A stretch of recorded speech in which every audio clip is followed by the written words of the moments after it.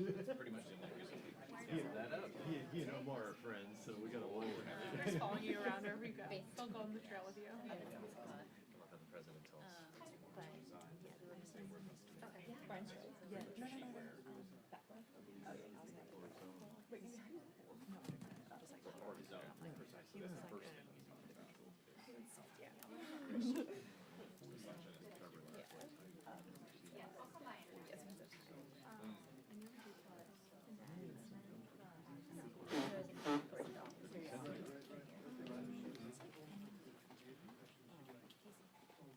They are. And that's the thing.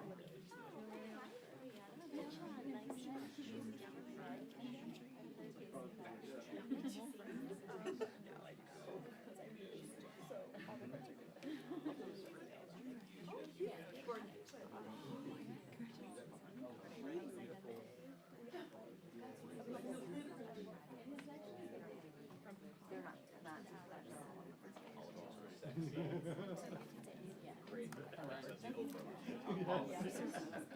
that's what it all Next on over is politics. Yeah, you're right. It's all about it. I can't imagine. Okay. We don't have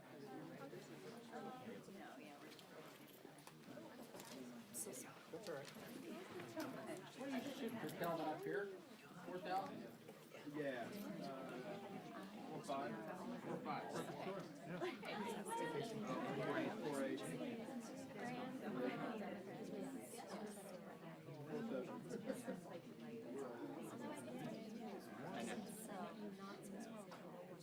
If you want to take my seat, I'm going to head to get ready for that day. Hey guys, we're still a couple minutes out, but we have Congresswoman Granger and Congressman Cole also joining us to talk a little bit about the appropriations process. Thanks for that. Thank you. Yep, no problem. Thank you. Are we going to be on time, do you think? Plus minus, okay. All right, thank you. Gotcha. Yeah. Granger and Cole. And Applewhite. And Apple. Senator Applewhite. I yield to the gentleman from Kentucky.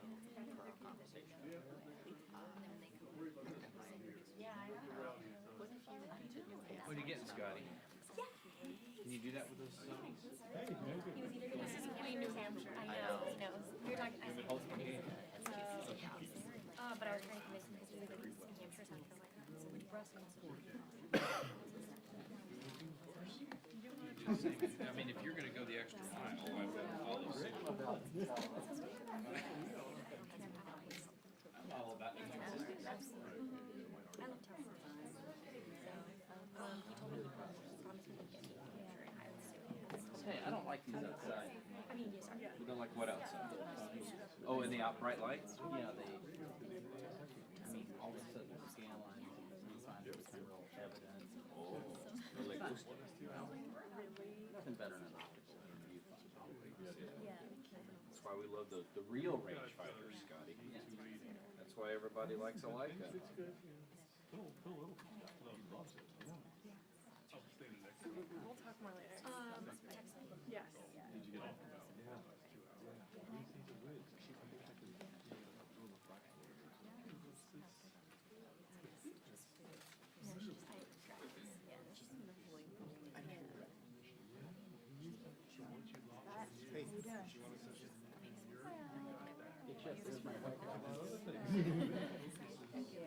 Really? Whoa, Let's do mind over meter. that ain't right, buddy. I'm gonna go ahead and tell you that ain't right. That ain't right. That ain't right. I think I can. I'm gonna let you know, Bryce. That ain't right.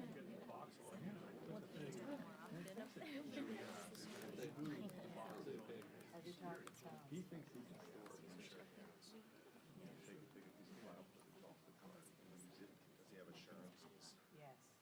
No, he thinks it's 100% certain. I think it shows us.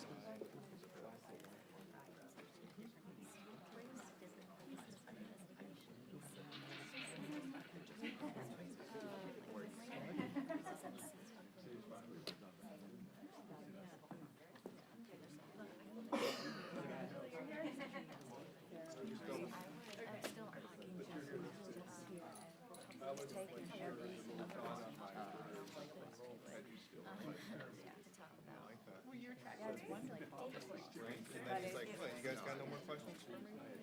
Yeah, they said last question and there was none. Now it's not again. Hidden talent.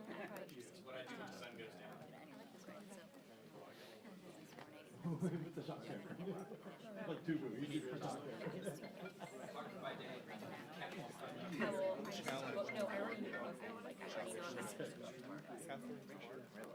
Yes, and she just did it again, just at, she was at the podium with Jeff Lewis, it was 15 minutes ago, when somebody brought up Bill Hunt online, she said, we still haven't had apologies from private employees and Semitic, I think she used the word.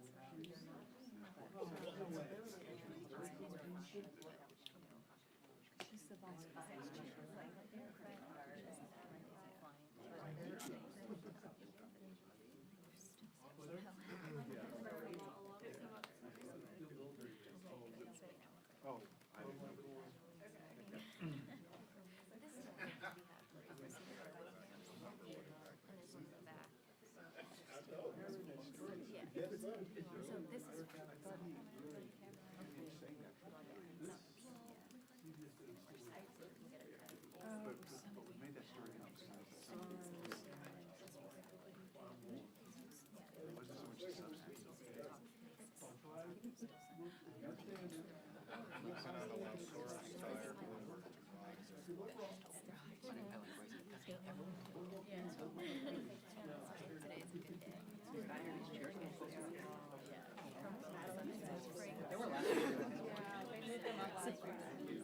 Not, St.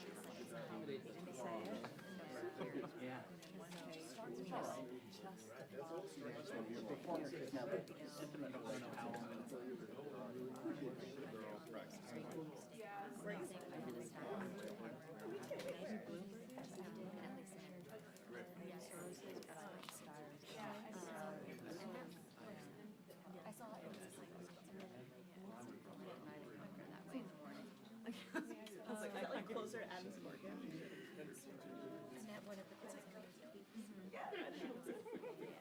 Oh, yeah, yeah. There it is. Okay.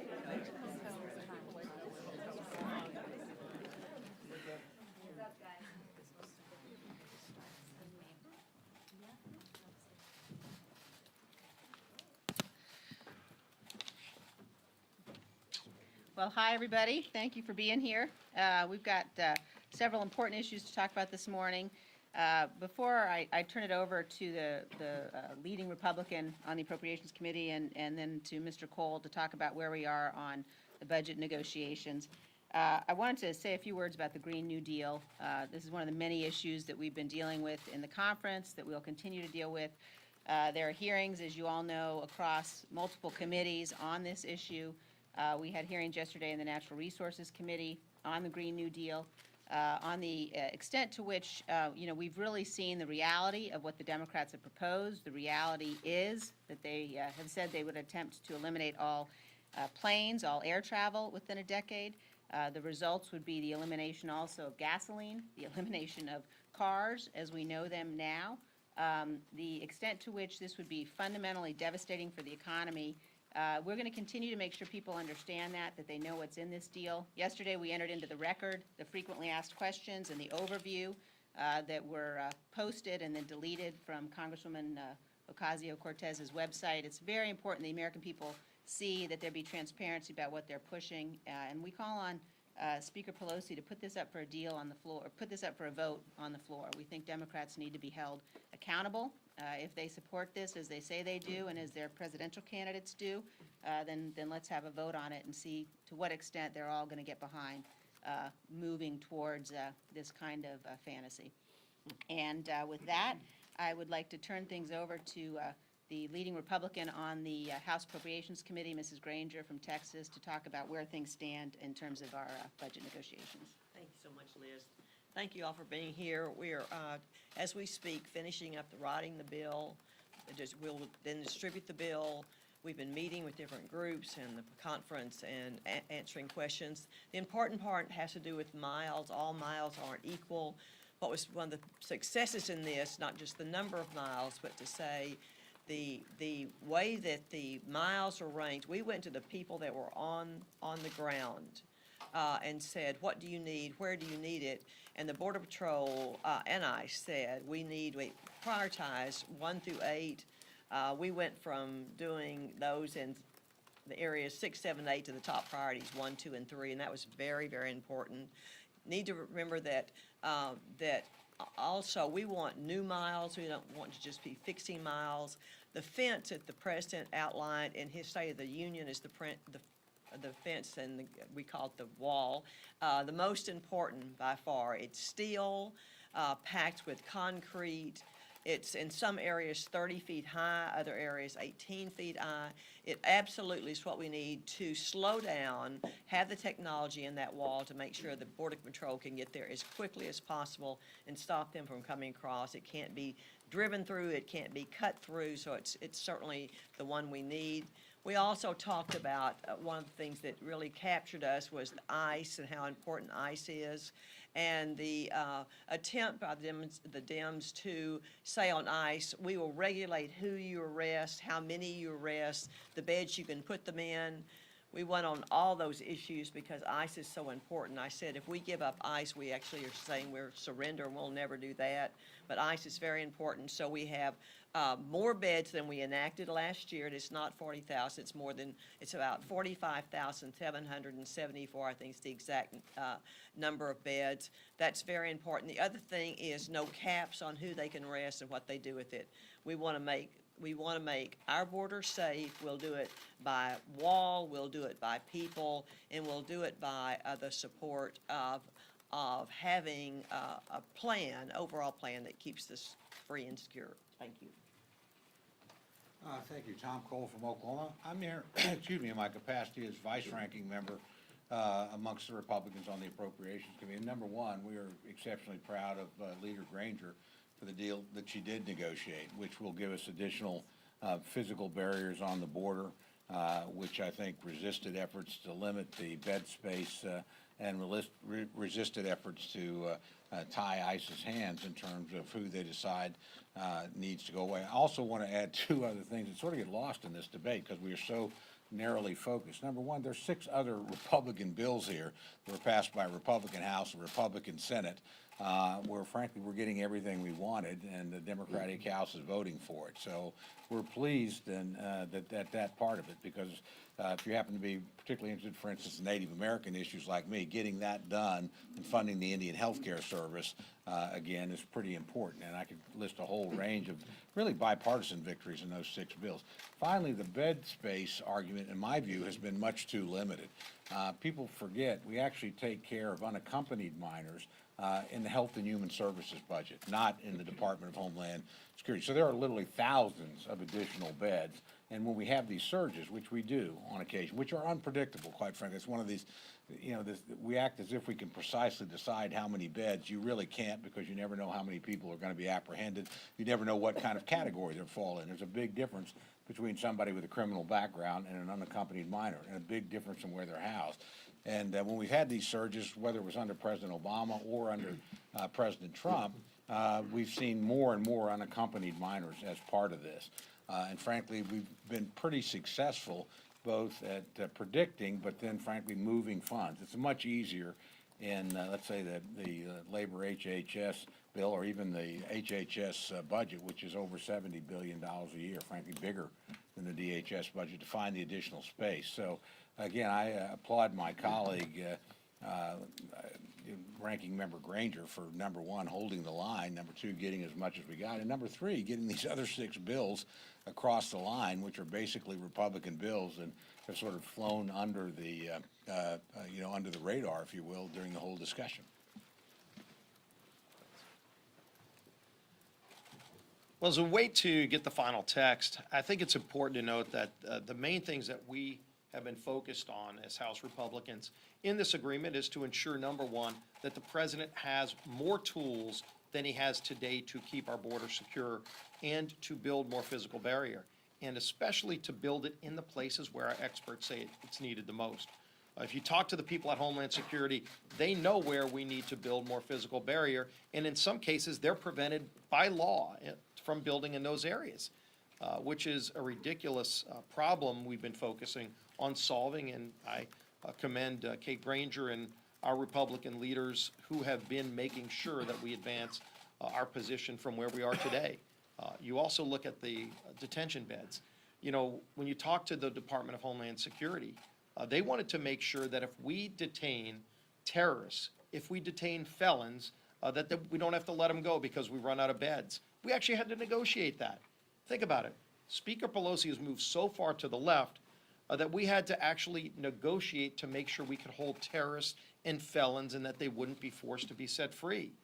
Fortunately, we are hopefully going to be able to get the language that allows the Secretary of Homeland Security to detain terrorists and felons, and that they're not forced to be set free, and to have the ability, flexibility to move money around to make sure that we're able to detain those kind of people that are caught by our ICE agents and other Border Patrol agents who are keeping our country safe. So at the end of the day, we want to make sure that we can build more physical barriers to protect more areas of our border, and I'm hopeful that that language will come out shortly and give the president those extra tools. On another front, I know we have been speaking out against the growing anti-Semitism that we've been seeing from some of the Democrats in Congress. We've been disappointed that their leadership hasn't been strong enough in calling that language out. You know, you can see even with Congresswoman Omar in her recent statements, she had to apologize, but as she unequivocally apologized, she actually equivocated in that apology and went back after some of the same organizations that she had criticized before. And so it's not a true apology, and frankly, I don't think she should be sitting on the House Foreign Affairs Committee, getting those classified briefings about some of the very countries like Israel that she has been speaking out against. And I think that's a concern. I think Speaker Pelosi ought to remove her from that committee, and she hasn't done so yet. So we need to see more strong action taken by the Democrat leadership against the growing anti-Semitism that we're seeing from their party. We're going to continue to fight for these issues. We're continuing to fight to get the Born Alive bill brought to the House floor.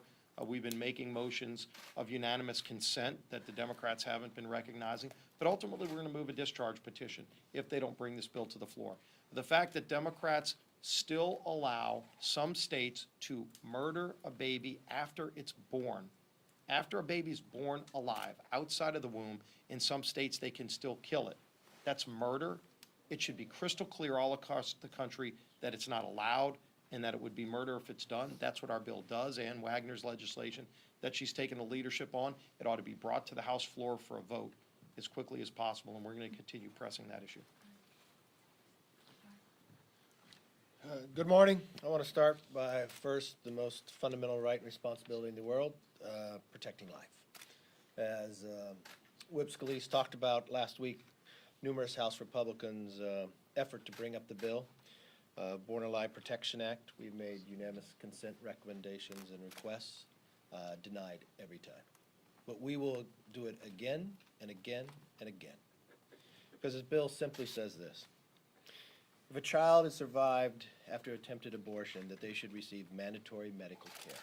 The reason why do we have to bring this up? It's sad to say the recent law that was passed in New York, current proposals in Virginia and New Mexico, this callous act, we will continue to speak.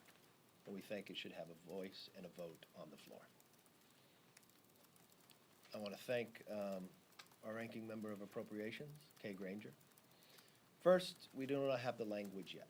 This is what I'll be looking for. I understand what the Democrats' goal in all of this, having sat through numerous committees. One, the Speaker is very clear. Speaker Pelosi said only $1 for the wall. They wanted to eliminate beds, which fundamentally meant you released individuals into the country that have a criminal background record. And, as the Democrats have been fighting for quite some time, they wanted to eliminate ICE. The only option really that we have going forward is a continuing resolution or whatever agreement comes out of here. First, it's not $1 for the wall. They did listen to the experts. It's not as far as I would have liked on the amount of money. The president still has an option to put more money in. The question that you'll look at, does he have the ability to build the barriers in the areas the experts requested? I believe that will be the case. When it comes to making sure we can not release criminals into our society, with the work that Kay Granger did on the beds, we have the ability to do that. ICE, if you look at the end of the day funding, is actually increased. So I think from one perspective, you cannot get everything what you request. You're gonna have to find some common ground.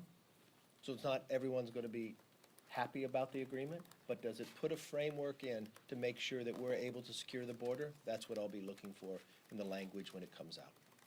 And the president still has a few more tools in his toolbox to use to make sure that we have the border completely secure. You're all ready for questions, though, huh?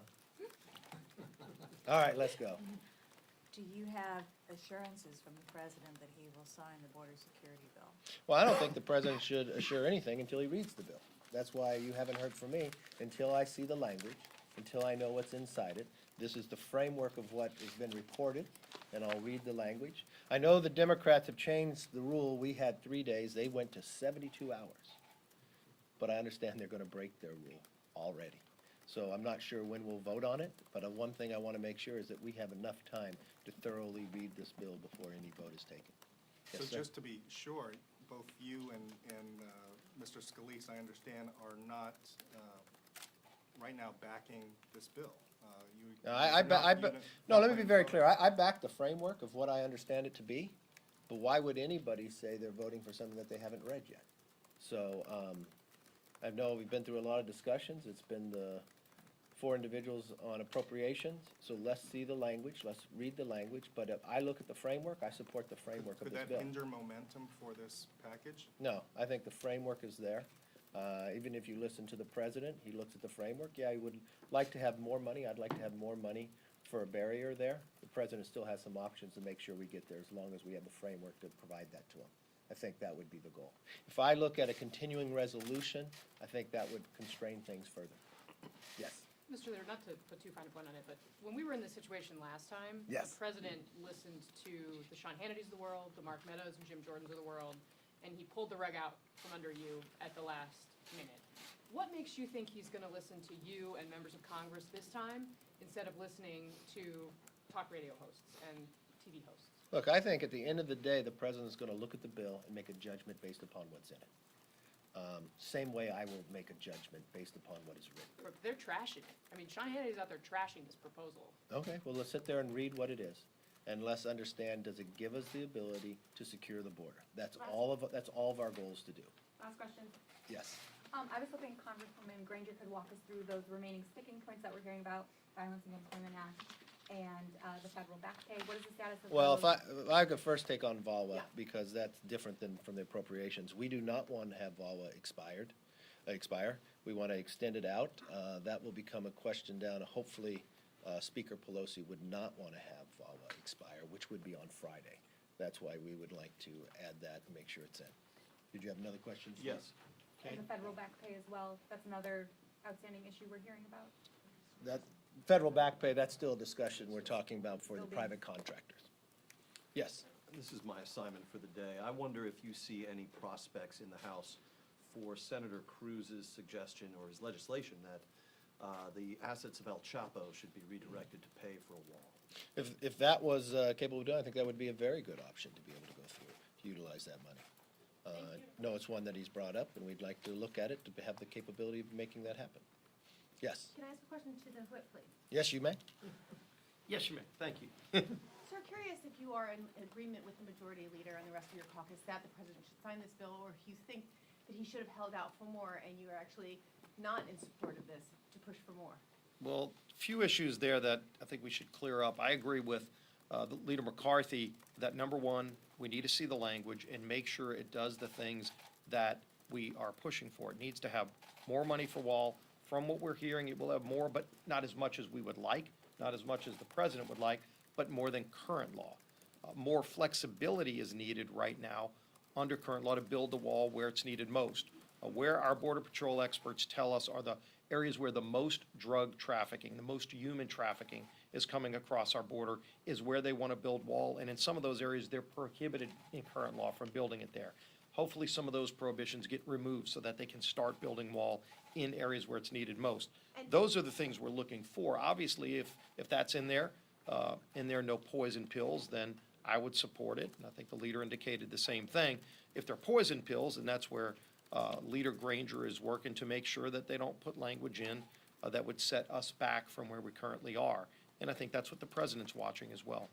But as it stands with the 1.375, you do not agree that the president should sign this as it is? I never said that. I said the president is looking to make sure that whatever deal is agreed upon is going to put us in a better position than we are under current law, where we'd be under a CR. Under a CR, we wouldn't have some of the flexibility that we're trying to get in this bill. The president wants more flexibility to build wall where it's needed most, and in some cases, he's blocked in current law from building it there. If this advances that, removes those prohibitions, I can't speak for the president. Obviously, he wants to read the language too. In terms of what I'm looking for, I want to see us go further than we are today. We voted, by the way, in the House when we were in the majority. Kevin was the majority leader at the time, and as the whip, we helped get the votes to pass a bill to fund the full $5.7 billion. We passed that through the House. Some of those folks that opposed the bill that time, they were opposing the Senate bill that didn't have that money. When Pelosi told the president the House couldn't pass it. Well, guess what? We did pass it. We funded the full $5.7 billion. We're not there today. We're not gonna probably get as much as we would like, and surely not as much as we passed when we were in the majority. Shows you why Speaker Pelosi doesn't support the same kind of border security that we support when we were in the majority. But you do intend to vote for it? I haven't seen the language. I want to see the final deal. Let's be very clear. I think we should see the language. Is it enough for the wall that we requested, more than $5 billion? No. But is it a down payment? Yes. Does it give the president the ability to build more wall? If that answer is yes, the president also has the ability and other tools to utilize more funding to finish it out. So I'm looking at an overall structure that it gives the president the flexibility to secure the border, and that means in a wall and further areas that the experts say we need the barrier to be. And does it provide that we have the number of beds we need to make sure criminals are not released into our society? And is ICE have the funding they need to do their job? These are three elements that the Democrats wanted to eliminate. Does it fund all the way? No, but we also have other tools to utilize to get that further point. So is this a down payment? If the language comes out the way the structure is told to me, I would support this. But I want to make sure I read the language and make sure we're giving the president the down payment he needs while he still has the tools to finish the job through, because the Democrats will not allow it to go all the way. Thank you very much. Does that mean you support like reprogramming?